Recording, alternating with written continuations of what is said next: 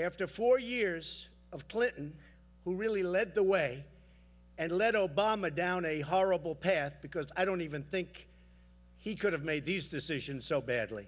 She led him right down a horrible path. We are watching it become the party of Trump. And that's not just a huge loss for our democracy. It is a threat to it. Donald Trump and Hillary Clinton attacking each other this week on issues of security at home and overseas. And it's time now for our Sunday group. Fox News senior political analyst Brit Hume, Julie Pace, who covers the White House and the campaign for the Associated Press, the anchor of Special Report, Bret Baier, and USA Today columnist Kirsten Powers. Well, Brit, during the primaries, I think it's fair to say that Donald Trump's poll numbers generally went up in the immediate aftermath of terror attacks. People saw him and his tough approach as something that they appealed to him. Now that he's facing Hillary Clinton and we're in the general election, do you expect that trend to continue? Well, it might, Chris, but I think in this instance where we appear to live in a world where there is any big news is invariably very bad news. That was certainly true of what happened in Nice, and I think long-term for what happened in Turkey.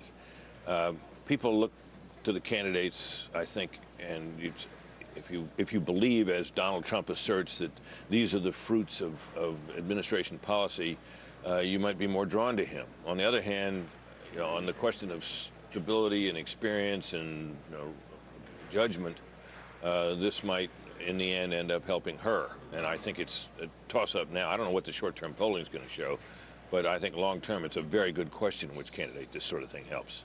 After the ambush in Dallas, Donald Trump sounded a new theme, and take a look at that.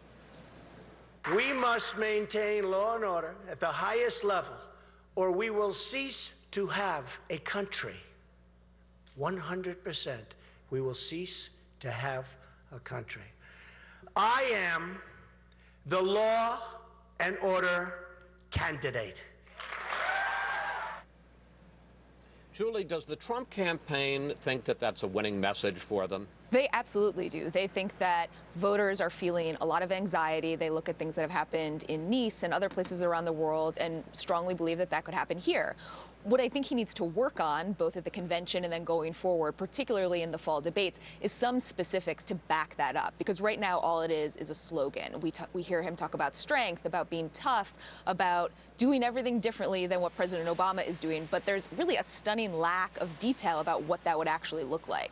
Is it enough, Julie, for him to say, hey, look, this is the team, Clinton, Obama, that brought you all of this mess? I'm different? It might be. I think it depends on how voters look at this election in the fall. Do they look at this as a referendum on the Obama administration, Hillary Clinton being part of that certainly for 4 years, or do they look at this election as a referendum on Trump and his readiness to be president? Bret, I want to go back to a point that I was discussing earlier with Paul Manafort, and that is the question of Trump's temperament. I heard from top Republican officials, I think you heard from other people as well, that Trump was wavering, and I know Paul Manafort denies it, flatly denies it, we should point that out, but that Trump was wavering even as late as Thursday night about the pick of Mike Pence. Does that raise questions, just the sort of the confusion of the rollout, does that raise questions about his fitness to be commander-in-chief? Well, I don't think the Trump people are going to focus on any of that, and the people in this hall are not going to focus on the process of how he got to Pence. Right. I think it's going to be more about how does Pence help him or not. But back to your original question about, post-foreign policy. Just today, Secretary Kerry said that ISIS is on the run. Remember, 1 year ago, the Democrats were saying bin Laden is dead and GM is alive. And there was a sense that there's this inclination to automatically go to lone wolf as the solution for every attack. And there's this visceral fear, I think, in these delegates and in Republicans that this administration doesn't get the threat. And when Donald Trump talks about the threat in a way that really identifies with it, I think that they think that's really hitting home. But to get to Julie's point, Bret, is it enough simply to say, they've screwed it up, I won't, or does he need to put some meat on the bones? He needs to put some meat on the bones. He needs to kind of say who's going to be around him, probably, advisors. But even this, just saying that I acknowledge your fears is something that President Obama has conceded he doesn't do a good job at. You know, and let me just say, incidentally, folks, if you keep hearing noise in the background, they have decided that now is precisely the right time to check out the sound system, as they always do. They actually, can I say something? I specifically said we got to let the RNC know, and it was the Democrats as well. Don't do it during the hour we're broadcasting the show, as you say, Brit. They always do it. Always. Kirsten, let me come to you, and I want to switch to the question of security here in Cleveland, because they're obviously, not to be alarmist, but there is obviously a legitimate concern. We've seen violence at Trump rallies all around the country. You got to figure people who oppose them are going to be coming here to Cleveland to have their say and maybe to create some disorder. If that happens, if we see violence in the streets, the political impact of that, how do you think that washes if we see that kind of disorder here? Well, I mean, I guess, of course, it depends on who's causing it. And so for one thing, I think what makes it a little bit of a toxic mix is there are so many people who are so unhappy with Donald Trump, and this is going to be their place to come and make that clear. And if they clash with people, you know, whether you have Black Lives Matter people coming and clashing with people who are white supremacists, which unfortunately Trump does have a very, very small group of people who support him are white supremacists, it could be very toxic. And that, I think, could reflect badly on Trump, and it depends on how he responds to it, because frankly, he hasn't in the past when some of these white supremacists, for example, have gone after reporters and has been asked about it, he won't decry them. And so that's something, if he's not going to condemn that kind of bad behavior on the part of some of his supporters, I think that could be very bad for him. Brit, you and I both remember Chicago in 1968 when there were riots in the street. Not to say that it's going to get that bad, but it could get that bad.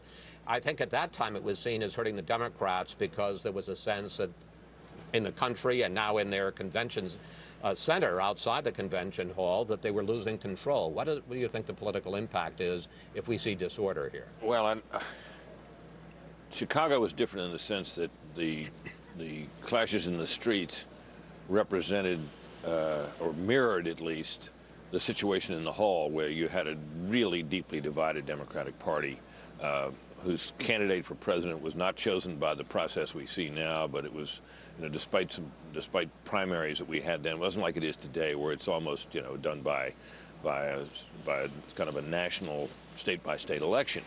So I think that would set it apart. But if there are clashes in the streets, as Kirsten suggests, and it'll depend on who gets blamed for that and who's carrying it out.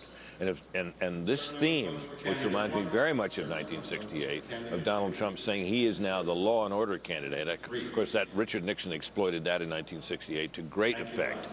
So I think, you know, there is that parallel, and I don't think, frankly, we've seen this kind of turmoil in our politics since 1968. All right, panel, we have to take a break here as Arizona is ready to make its roll call. 3 days ahead of time, the great state of Arizona.